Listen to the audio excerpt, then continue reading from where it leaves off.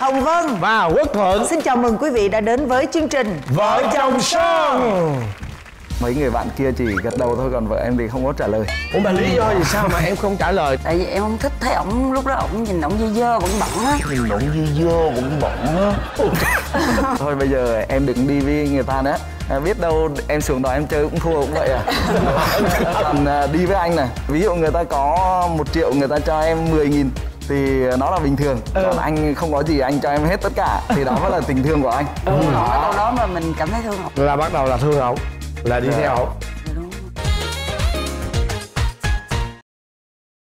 Và mời quý vị chúng ta cùng đến với câu chuyện đầu tiên của đôi vợ chồng thứ nhất.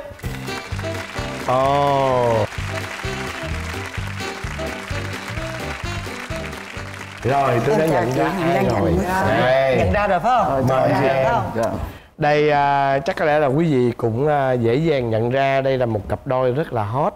Đặc biệt là các bạn trẻ, những bạn mà yêu thích TikTok thì chắc chắn là các bạn đã nhận ra cặp đôi này là ai rồi. Tuy nhiên đến với chương trình Vợ chồng son thì xin mời hai bạn làm đúng thủ tục, đó là giới thiệu về mình. Lời đầu tiên thì xin gửi lời chào tới chị Hồng Vân với anh Quốc Thuận cùng với tất cả quý vị khán giả. Em tên là Lê Chí Linh. Em năm nay là 34 tuổi. 34. Em đến từ Hà Tĩnh và em hiện tại đang làm về công việc về kinh doanh. Em xin chào chị Hồng Vân với anh Quốc Thuận và xin chào khán giả. Em tên Trịnh Thị Kim Ái. Em cũng 34 tuổi, bằng tuổi Lê Chí Linh. Em đến từ Cà Mau. Trời ơi, một chàng trai ở Hà Tĩnh lấy cô vợ ở tận Cà Mau. Hai bạn làm sao gặp nhau? Cơ duyên nào? Ai để ý ai trước nào? Thôi bây giờ kể cho chương trình nghe đi. Em với vợ em gặp nhau lần đầu tiên là ở trong sông Bài. Ở trong sông Bài. Tại Marina Bay Sands. Thì lúc đó là vợ em đang cùng với mấy người bạn đang đánh ở cái bàn trong cuối cùng bàn luôn. Thì lúc đó em đi qua em thấy dễ thương quá, xong em chạy lại em ngồi em chơi chung. Xong rồi bắt đầu em bắt chuyện làm quen. Thì lúc đó vợ em cũng không có chịu trả lời, chỉ có mấy người kia trả lời thôi. Thì em hỏi là bọn em ở Việt Nam hả? Mấy người bạn kia chỉ gật đầu thôi, còn vợ em thì không có trả lời. Ủa mà lý do gì sao mà em không trả lời? Tại vì em không thích thấy ổng, lúc đó ổng nhìn ổng dơ dơ bẩn bẩn á. Nhìn ổng dơ dơ bẩn bẩn á. Ủa lúc đó có tóc không? Hay sạch tóc? Lúc đó ổng có tóc, phải ổng không có tóc là bây giờ em quen rồi. Hồi đó ổng không có tóc mà nhìn nó có mấy cọng le que. Anh vậy là đẹp rồi, chồng em ngày xưa xấu lắm. Hối đúng không? Hối mà không chấp nhận. Đúng không? Mà ổng lúc nào cũng mặc kiểu mà áo sơ mi á, sọc á, lúc nào cũng ăn cani, nhìn ổng già lắm. Em tưởng đó ổng là người India. Nhìn ổng đeo hả? Tại vì em không thích người India hay bị hôi nách á. Em không có thích là người Tại vì em nghe cái mùi đó em sợ, em không dám ăn hành tới giờ. Cho nên em bị sợ. Sợ, nhưng mà cái ngày đó thắng thua nào? Không, bữa đó là chưa thua cho nên em mới mượn tiền ảnh. Ảnh là cái bữa đó tiền. là ngay bữa đầu tiên luôn. Dạ đúng. Sau đó một hồi lát nữa thì chị em mới nói là em xuống đưa tiền cho cái bạn dưới này với.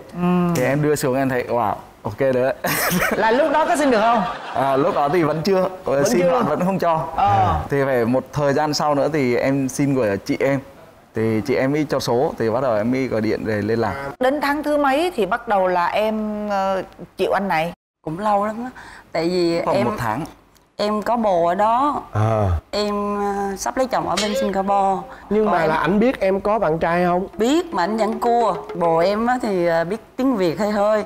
Em nói là anh đừng có nhắn tin, tối nay em đi ăn với bồ em. Thường thường ổng đi ăn với em thì ổng cũng biết em hay để cái điện thoại trên bàn á. Thì ổng nhắn liên tục. Thằng bồ em thì nó hay ghen, nó thấy là nó chụp nó coi, nói là em khi nào em bỏ bài anh mới đến với em chứ không thôi anh không chấp nhận em đâu. Thằng kêu wow có gì, nó không có. Cái em nhắn là em điện là em chửi, em nói bỏ anh khùng cái gì anh nhắn tin. Không anh nhắn lộn em ơi. Mà ông nhắn liên tục vậy đó. Cố tình đúng không Linh? Ông cố tình mà. Rồi thằng bồ em giận. Bao lâu bồ em mới bỏ em? Chắc cũng vài tháng. Là nhắn tin, cố tình nhắn tin quấy rối để mà coi như là chọc ghen ông kia. Thì em còn những cái kế hoạch nào nữa không? Hoặc là những cái chiêu nào nữa không? Ông show luôn đi. Gần như là cái thời gian đầu tiên á, là sáng, trưa, chiều, tối là em đều nhắn tin. Đó, thì khi mà nhắn cái là bạn bắt đầu chặn số. Thì bắt đầu em tạo Viber. Chặn Viber thì em lại mở cái like. Nói chung là em tạo ra các mạng xã hội khác và để kết nối. Thì khi mà bạn chặn cái số này thì em lại mua cái sim khác, lại nhắn tiếp. Đó, thì sau đó em mới nói với bạn là bây giờ em có chặn được 7 tỷ cái sim ở trên thế giới này không? Nếu mà không làm được thì đừng có chặn. Đấy. Trời ơi, lúc cảm giác em sao? Để cảm giác hỏi bé vợ coi. Trời dễ sợ quá. Thật sự mà nói, lần đầu tiên á, với mấy tháng đầu em ghét chồng em lắm luôn. Tại vì ổng phá mình á, mình ghét lắm. Là em chặn hết, xong rồi em nói là anh với em không thể nào đâu. Thật sự mà nói em không thích trai miền ngoài. Em làm bên cái ngành làm đẹp á, thì em thích mấy người kiểu như tóc tai thì phải là đẹp để em làm kiểu đồ. Ổng thì tóc kiểu đó làm sao, rồi thêm ổng ăn mặc xến xúa nữa. Cái thời trang có không phù hợp với em. Em mới nói là anh với em không có thể nào với ổng. Thì làm thầy giáo, ổng mở miệng ra thì ổng cứ dạy đời mình không mà. Em nói trời, nghe kiểu này chắc nhức đầu chết luôn rồi. Mà không ngờ ổng chơi chiếu. Lúc đó em lập kế hoạch là thời gian nguyên tháng đầu tiên là ngày nào cũng phải nhắn tin để gọi là ám thị vào trong cái tâm trí của bạn này ấy. Thì sau đó đến khoảng 1 tháng sau ấy, thì đột nhiên là em không xuất hiện nữa. Em về Việt Nam. Là em không có liên lạc với bạn, không nhắn tin, không gọi điện, chỉ 1 tuần hết. Mất tích luôn. Em biến mất trên thị trường chứng khoán luôn đó. Rồi sao? Thì sau đó bạn ấy mới nhắn tin hỏi là anh lâu rồi khỏe không? Dạo này không thấy. Thì em biết là cá đã cắn câu rồi. Sau 1 tuần đó thì em mới bắt đầu quay lại sinh. Thì quay lại sinh nữa? Dạ. Em mới nhắn cho bạn nói là anh mới qua này, đi ăn đi. Thì sau đó em mới nói là 1 tuần rồi ấy, thì anh cũng suy nghĩ rất nhiều. Thì chắc là anh em mình chỉ là anh em thôi chứ không có yêu nhau được đâu. Cũng là chiêu đúng không? Mình biết là bạn này thích mình rồi, nhưng mình phải bắt đầu phải chảnh bắt đầu lên. làm cành cao lên. Rồi lúc đó em sao? Thì em biết ông này ông cũng chảnh mà, thì cũng đi ăn thôi. Lúc đó thì em chưa xác định là biết có thương hay không, nhưng mà trong đó mình cảm thấy nó hơi buồn một tí xíu. Tại vì lúc đó mình cũng còn bạn trai, chưa có chia tay. Em mới nói với ảnh là ngày mai em sẽ đi tàu casino chơi với bồ em rồi. Cái lúc đó ổng mới chơi chiêu nữa, lúc đó mới là thương. Sáng sớm ổng đi trước bồ em, là bồ em cho người lại đón em.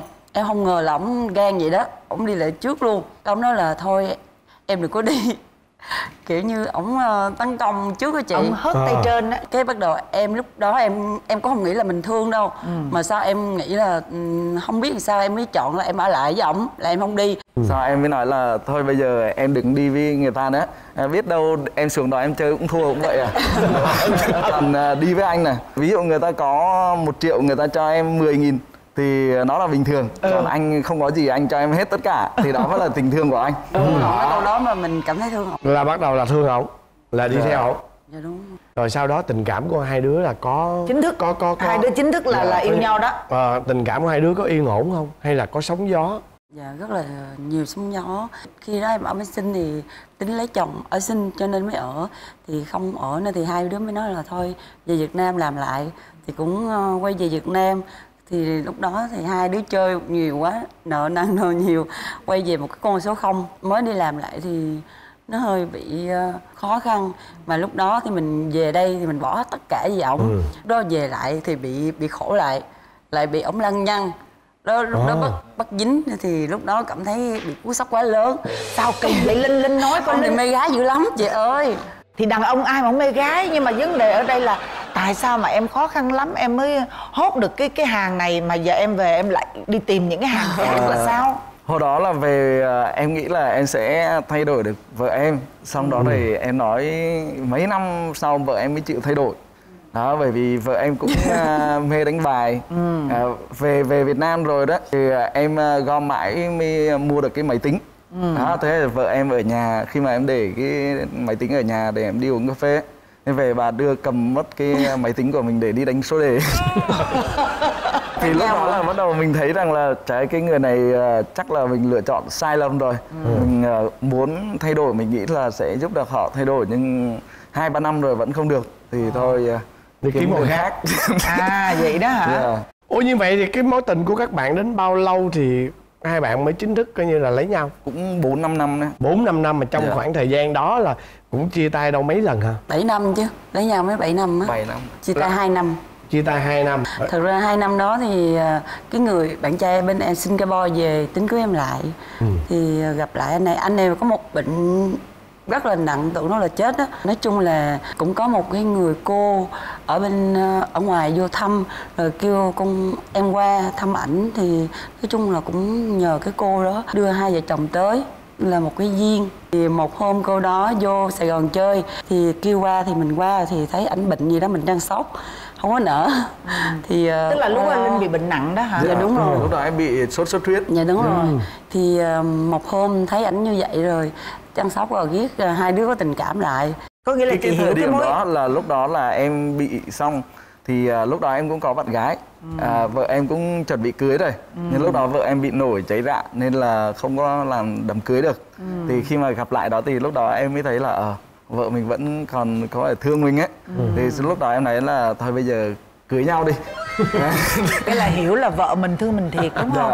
Có nghĩa Xong là rồi lúc đó vợ em nói là nhưng bây giờ anh có người yêu mà em cũng sắp lấy chồng rồi. Thì em mới nói là thôi bây giờ anh về chia tay bạn gái còn em chia tay chồng em đi, rồi xong mình đến với nhau. Thì vợ em nói là không thể được. Thì lúc đó đang nói chuyện đó thì bạn gái của em đến. Rồi sao? Ba người nói chuyện với nhau. Thì lúc đó em nói với bạn gái mới của em á, nói là không, đây là vợ cũ của anh, bây giờ vợ cũ quay về. Vậy đó. Rồi. Như vậy là sau cái bữa đó là em lại chia tay với anh kia nữa đúng không? Thật ra có một thời gian em cảm thấy rất là gay gắt. Bạn đó người Sinh hả? Người ta rất là tốt, nhưng mà em nói thật sự thì người ta chỉ nói với em một câu thôi. Nó kêu bằng mày tao. Nó nói nếu như mày đã chọn rồi thì mong mày là hạnh phúc. Người ta không có nói gì nhiều. Em lấy anh Linh rồi anh cũng thương mình là hạnh phúc. Mình cảm thấy nó không còn suy nghĩ tới. Cái ban đầu thì cảm thấy rất là buồn. May là sau này em được như vậy á, em cảm thấy cũng được hạnh phúc. Chứ mỗi lần khi mà nhớ về cái đó thì em cảm thấy có lỗi với người kia rất nhiều. Tại vì người ta tốt với mình quá. Nhưng mà em được may mắn thì sau này chồng em rất là thương em. Thay đổi hoàn toàn, không có được như vậy nữa, không có bay bướm nữa. Thì Thôi bây được giờ như vậy là rất là vui rồi em. Dạ. Và thậm chí nếu như mà người ấy ở bên Singapore, nếu như có xem được chương trình này thì chắc chắn người ấy cũng sẽ rất hạnh phúc. Cũng cảm thấy vui là bởi vì thấy em hạnh phúc. Và nghe được cái điều mà em vừa nói là bởi vì em đã tìm được cái hạnh phúc của em, là người này đã thay đổi cuộc đời của em. Và bây giờ bắt đầu anh rất muốn biết thay đổi như thế nào. Sau khi mà hai vợ chồng cưới nhau rồi đó thì hai người đều thay đổi 180 độ hết. Ai xung quanh cũng bất ngờ về cái việc mà thay đổi của mình. Đấy, vợ em cũng trước đây thì hay đi chơi, ngủ lúc nào 11, 12 giờ mới dậy. Thì bây giờ là vợ em dậy rất sớm. Cái này em dậy là vợ em dậy. Rồi xong rồi cũng chăm chỉ đọc sách rồi làm việc. Đọc sách cũng là thay đổi tất cả mọi cái chứ không giống như ngày xưa nữa. Giờ còn xào chẻ nữa không? Không.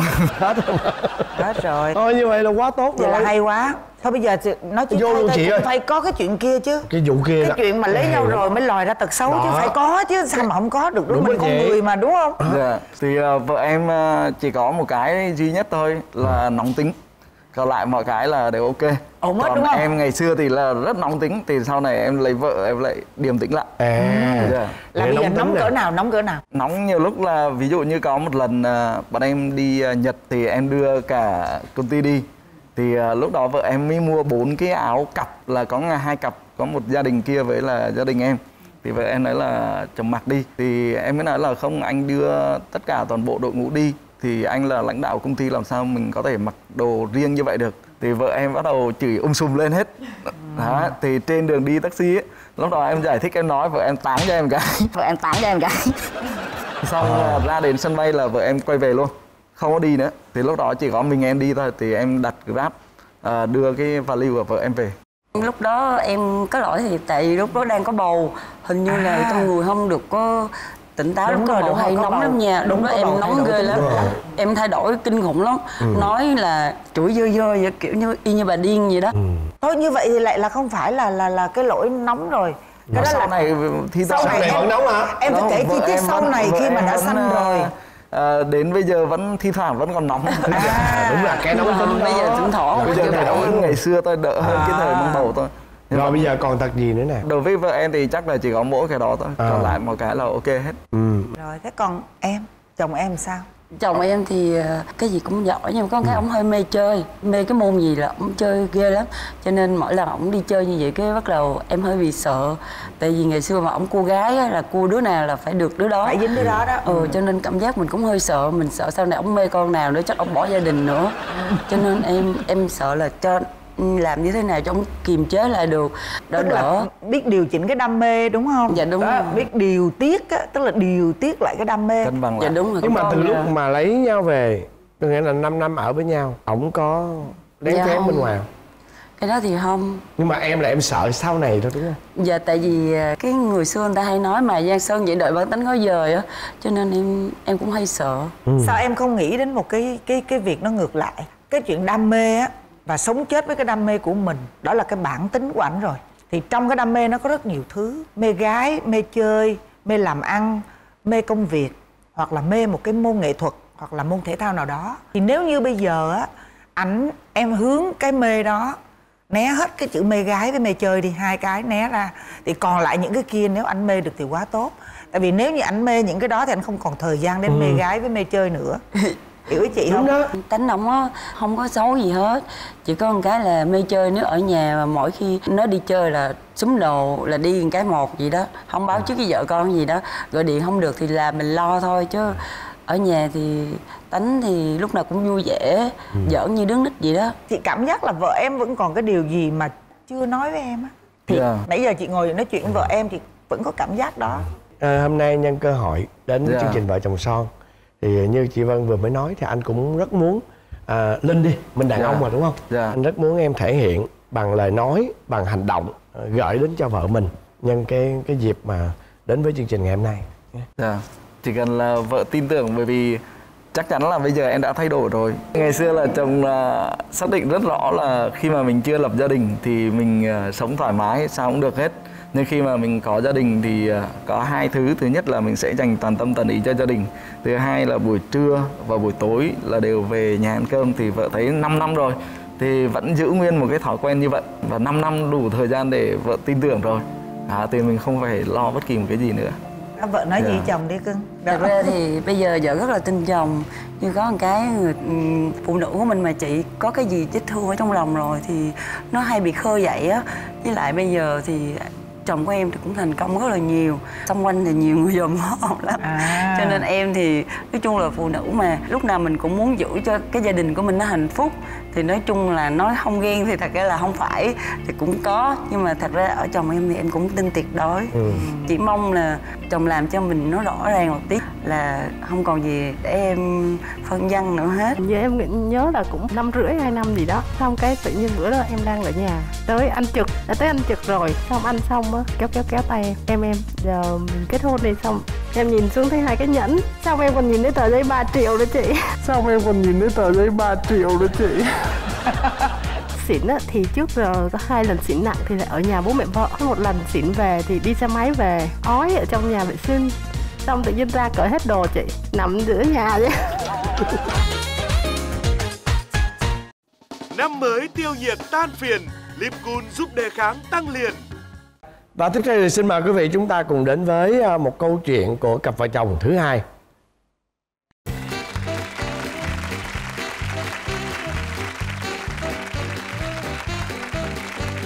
Nhìn cái mái tóc của em đó ha, là anh thấy nó cũng hơi mỏng đó nha. Lương chênh lệch hay gì? Lương chênh lệch hay gì?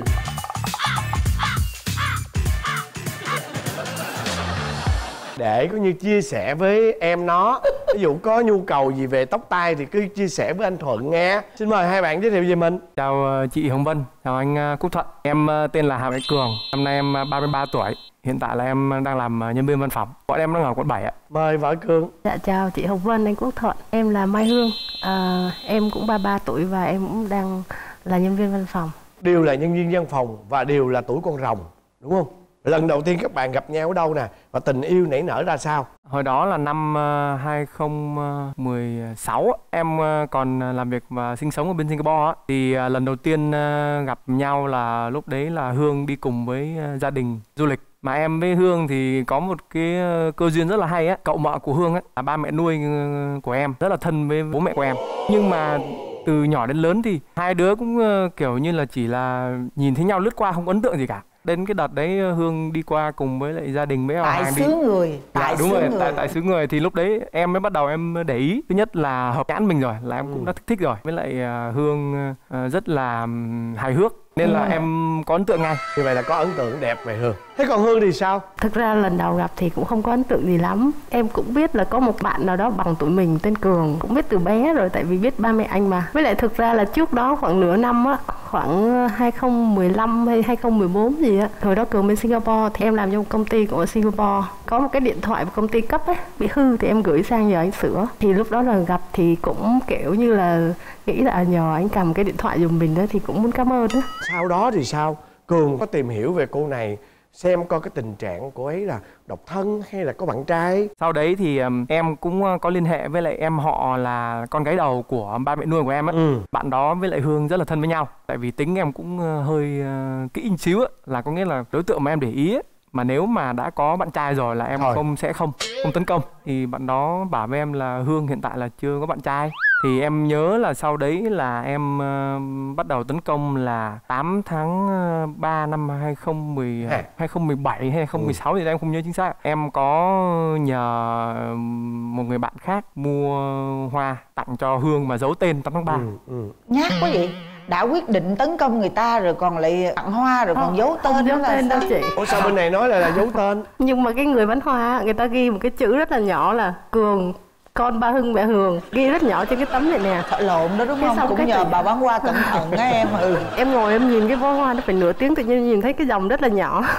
Nhưng mà em phát hiện liền đó là của Cường không? Ngay lúc đầu thì em không phát hiện ra. Giấu đầu lòi đuôi. Không, nhưng mà khi mà đọc được cái dòng đó là em biết là bạn này không? Dạ biết, tại vì tên cả ba mẹ ghi rõ tên ba mẹ luôn mà. Lúc đó thì cái cảm xúc của em sao? Em cũng chả nhớ, em chỉ thấy bất ngờ thôi. Xong rồi em nhắn tin cảm ơn. Bắt đầu từ lúc đó thì bắt đầu nhắn tin qua lại nhiều hơn. Mình lấy từ cái cột mốc là 8 tháng 3 năm đó thì đến bao lâu thì các bạn mới chính thức là quen nhau? 1-2 tháng sau gì ạ. Là Cường tỏ tình phải không? Dạ. Em không nhớ chính xác nhưng mà cũng khoảng 2 tháng sau đấy là em tỏ tình ạ. Anh còn nhớ cái câu em tỏ tình không? Yêu em làm người yêu của anh nhé. Tại vì em vẫn nhớ cái câu em nói là làm bạn gái thì bây giờ bạn trai bạn gái nhiều quá, bây giờ mình phải phân biệt là người yêu luôn. Là đúng rồi. Liền phải không Hương? Liền chứ ạ. Mới 2 tháng mà thấm cũng đậm quá á. Rồi cái buổi cầu hôn của ảnh là như thế nào? Đó, mình coi cái buổi cầu hôn đó là em lãng mạn sao nào? Hay là tặng cái gì? Thật ra cú này em cú lắm chị.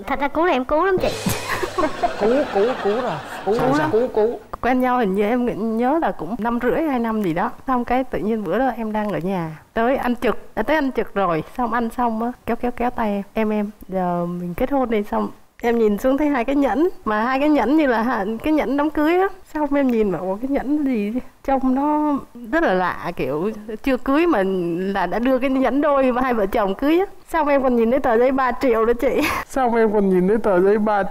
chị. Có biểu giá luôn hả? Ôi, có hóa đơn luôn hả? Cái đó em cũng hơi không có được để ý đúng không? Tế nhị lắm hả?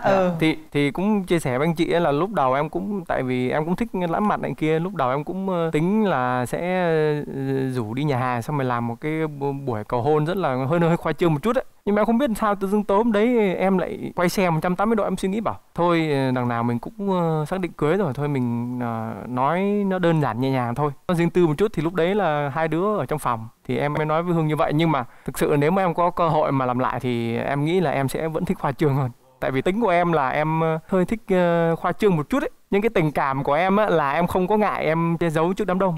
Đâu chiếc nhẫn đâu, khoan để em coi chiếc nhẫn đâu. Bọn em thì cũng hơi thực tế một chút đấy. 2 vợ chồng hay làm việc nhà, vợ em thì hay nấu ăn, em thì hay kiểu như rửa chén dọn dẹp ấy, nên đeo được hình như được 2 tuần vậy. Cái là bọn em thấy vướng của bọn em tháo ra. Vậy hả? Dạ. Bây giờ đến cái phần gọi là cưới nhau đi. Đúng rồi. Đó, sau khi cưới về rồi thì 2 vợ chồng có nhận thấy những cái tật xấu gì của bạn đời của mình nó lòi ra không? Thực ra là em thấy cũng không nhiều. Lúc cưới thì em cũng xem xét cả con người, rồi công việc, rồi tính cách, thậm chí là xem xét cả bố mẹ chồng, tại vì quen bố mẹ chồng quá mà. Lúc về thì em cũng không có cái gì mà bất ngờ và cũng không có bị sốc hay gì hết. Giống như mình chuyển nhà đi thôi, không có một cái gì thay đổi đối với em cả. 2 đứa ở riêng. Tật xấu thì chắc chỉ có mỗi cái tật đó là nhậu. Không biết nhậu mà đi nhậu. Thành ra là đúng chính xác đấy, em luôn sẽ là cái người mà bị xỉn trước. Dạ đúng rồi. Em nghe chuyện kể ở trên bàn nhậu đúng không? Tính em nó rất là thích đông vui, thích tập thể. Nên là nói chung là bây giờ có gia đình có con rồi thì vợ mà duyệt cho đi nhậu phát là em cũng nhiều khi em cũng tới bến em cũng kiểm soát được bản thân. Lúc mà xỉn cỡ cao nhất là như thế nào? Thực ra là xỉn trước giờ khoảng 5 năm em nhớ là chỉ có 4-5 lần thôi. Cái tiểu phẩm của anh này nó kinh khủng lắm. Xỉn thì trước giờ có 2 lần xỉn nặng thì lại ở nhà bố mẹ vợ. Một lần xỉn về thì đi xe máy về, ói ở trong nhà vệ sinh. Xong tự nhiên ra cởi hết đồ chị, nằm giữa nhà vậy. Coi như là cả bố mẹ vợ rồi cả em chị dâu là không ra khỏi nhà được, không ra khỏi phòng được vì thằng Hết con hồn. nó chấn ở ngoài. Hết hồn. Nóng nực có bốc quả. Uống rượu bia vô nóng người lắm. Thực ra thì lúc đấy là em hoàn toàn em không nhớ gì luôn ạ. Có nghĩa đến sáng hôm sau dậy là nghe vợ em kể thì lúc đấy em mới bảo chết, mình làm bậy vậy à? Mắc cỡ quá đúng không? Là quá mắc cỡ luôn. Em mà nhớ thì em đâu có làm vậy. Chính xác. Còn Như vậy tật là xấu gì nữa? nhậu không kiểm soát, nhậu yếu mà khoái ra gió. Thứ hai chắc là thực ra là anh hơi thiếu chính kiến á. Khi mà có cái chuyện gì vấn đề gì là sẽ hỏi thăm rất là nhiều bên và thường là bị ảnh hưởng nhiều từ bố mẹ, Không có lập trường, họ hàng. không có chính kiến riêng của mình đúng không? Hay dễ bị lung lay. Có chăm sóc con không? Hay là để con cho vợ? Thực ra là anh chăm sóc con nhiều hơn em chỉ có cho bé ăn, còn lại là chơi với con rồi tắm rửa rồi đưa con đi chơi hoặc tất cả những cái vấn đề về cho con đó là anh làm nhiều hơn em. Có bên con không? Nếu như nói vấn đề này chắc cũng có một điểm xấu của anh đó là con mà đứng ở đâu thì anh như cái vệ tinh cách đó 1 mét không bao giờ rời. Thường là ví dụ như bé lớn 2-3 tuổi rồi có thể cho chơi một mình nhưng mà cứ như cái vệ tinh vậy cứ đi theo con vậy. Rồi em ghen hay gì? Không, em thấy vậy cũng được. Vậy cũng đâu phải là tật xấu đâu. Cái đó sao là tật xấu được? Cái đó là quá hay. Hiếm những ông chồng như vậy lắm. Con của Cường là gái hay anh trai? Dạ bé gái được hơn 3 tuổi rưỡi ạ. Trời ơi, cho nên ổng bình còn ổng Cái tuổi này cưng ổng cạnh lắm. con ổng là ổng khoái rồi. Hết chưa? Hết rồi. Rồi, tới Cường. Đối với Hương ấy thì em sẽ chia sẻ 2 cái tật xấu ấy. Cái đầu tiên là không được ngăn nắp cho lắm ấy. Dính với cái đó là bị hay quên ấy. Nhiều khi là Hương đi ngoài đường về xong để cái ví ở đâu đó rồi tự dưng bất chợt em đang ngồi xem tivi xem điện thoại cái chồng có thấy cái ví của vợ đâu không. Cái thứ hai thì cũng như Hương đã tự thú nhận đó là Hương là giữ ơn em. Mà đôi khi là Hương cũng hơi nóng tính. Em cứ hay gọi Hương với lại bạn bè của em là sư tử Hà Đông ở nhà. Giữ đó là giữ trong trường hợp nào? Ví dụ như ghen với em á là giữ là đúng rồi. Ghen cũng có. Là ví dụ như lúc trước là sau khi kết hôn rồi á là em kiểu như em nhắn tin hỏi thăm cho bạn gái cũ á. Đấy, thấy chưa? Cái gì nó phải có nguyên nhân. Hương thấy vậy thì Hương bực mình. Như vậy lòi ra cái tật xấu không nữa? Thực ra cái đó cũng chẳng phải là tật xấu Không đâu. nhắn tin cho người yêu cũ mà. Cái đó là mỗi quan điểm của mỗi người đàn ông thôi. Nhưng mà nhắn như thế Họ nào nghĩ đúng không? là họ nghĩ là cái đó là bình thường. Nhưng mà cái bình thường đó nó có được bình thường hay không là em phải tham khảo ý kiến của vợ em. Nếu vợ em cũng là người có một cái sự cởi mở như em là thì cái đó khác. Còn như vợ em không muốn em nhắn tin hoặc là vương vấn gì tất cả những quá khứ á, thì là em phải bỏ hết. Nhưng mà phải theo là cái nội dung tin nhắn là cái gì nữa. Cái gì cũng vậy. Em chỉ cần như nè, em khỏe không? Nhưng mà cái chữ khỏe nó bao hàm tất cả những cái mà nhớ nhung xa cách. Hiểu không? Không có được. Tóm lại là em không hề thích chồng mình nhắn tin cho người yêu cũ đúng không? Không là không. Có Đúng là không? có, không việc Đúng gì. không? Không có mắc cỡ. Ngày hôm nay là phải 3 mặt một lời. Đúng không? Em không muốn là nói luôn. Không ạ. Không Đấy, thấy chưa? Thì như vậy em là cô ấy không thích. Không có ai muốn hết trơn á. thì sau đấy là em biết là Hương cũng không thích nên là em cũng unfriend cái bạn đó ở trên Zalo luôn, và từ đấy trở đi em không liên hệ nữa. Dạ, với lại cũng nóng tính là cũng nó liên quan đến cái khuyết điểm của em, tại vì em cũng biết là em là người không có quyết đoán ấy, nên thành ra là có những cái việc mà cần cái sự quyết đoán của em á, em cứ chần chừ, thành ra là Hương không đợi được là Hương bực mình, nổi cáu với em. Dạ. Cái đó thì có thể chấp nhận được cái nóng tính, nhưng có một cái như vậy nè, có bao giờ á mà cổ ngọt ngào với người ngoài nhưng mà đối với em thì lúc nào cũng cáu bẳn này kia nọ, có không? Tùy lúc, tần suất cũng không nhiều đâu, nhưng mà em nghĩ là đôi lúc đấy là do công việc của Hương ấy. Tại vì công việc của Hương thì em xin được chia sẻ là công việc của Hương nó cũng hay gặp những cái đột xuất ấy, là đôi khi là 6-7 giờ tối phải mở máy tính lên làm ấy, đôi khi là cũng căng thẳng. Rồi vậy nói tóm lại là em muốn Hương thay đổi điều gì? Thứ nhất là em muốn Hương là mọi thứ trong nhà nó ngăn nắp hơn. Thứ hai nữa là cũng cố gắng kiềm chế cái sự nóng tính của mình lại thôi. Nói chuyện ngọt ngào với em nhiều hơn một chút. Bây giờ Hương thì sao? Mong muốn Cường thay đổi điều gì? Em chỉ có mong muốn là anh có chính kiến hơn thôi. Nhưng mà thực ra là đa số rồi những việc lớn thì hai vợ chồng đều bàn nhau để quyết định. Với nhau, đúng không? Nên nó cũng không phải là cái vấn đề trọng yếu nhất. Thật ra như vậy thì không có gì lớn cả. Đồng vợ đồng chồng tác biển đông cũng cạn. Nói chung là cũng vui quá rồi. Thì đây sẽ là cái cơ hội để cho em có thể quay ngược thời gian, để có thể cầu hôn lại vợ mình trước bàn dân thiên hạ. Sân khấu này của em đó. Chồng cũng xin lỗi vợ là cũng không có một cái màn cầu hôn nó không được lãng mạn, nó đàng hoàng á. Thì hôm nay là chồng cũng xin được cầu hôn vợ một lần nữa. Thì vợ hãy làm vợ của chồng nhé. Cảm ơn anh.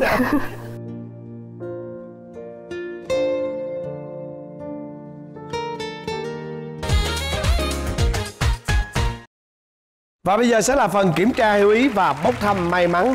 Chúng ta có những phần quà như sau. Đó chính là bộ sản phẩm của NOL. Sản phẩm đến từ Hàn Quốc với 95% chiết xuất từ thiên nhiên, giúp làn da bạn tươi trẻ, mang vẻ đẹp tự nhiên. Và một miếng cước chùi nồi.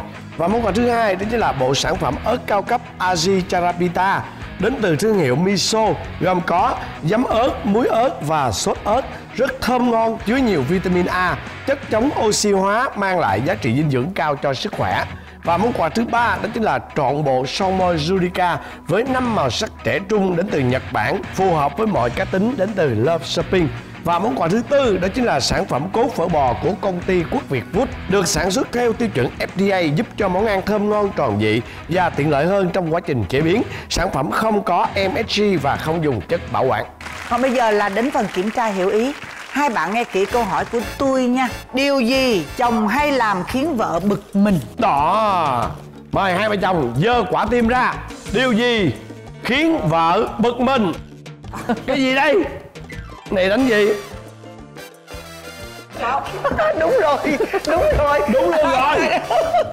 Với kết quả trên, nó chỉ sai cái chữ A thôi, nhưng mà thật sự là cái nghĩa nó giống nhau. Như vậy là hai vợ chồng sẽ được hai quyền ưu tiên ha. Thế nên là được lựa chọn hai cái thùng quà này. Đúng rồi.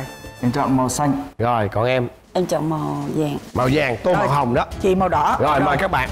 Mời chị Hẻn. Hẻn. Wow. Rồi. Em trúng son môi rồi chị ơi. Vàng ớt.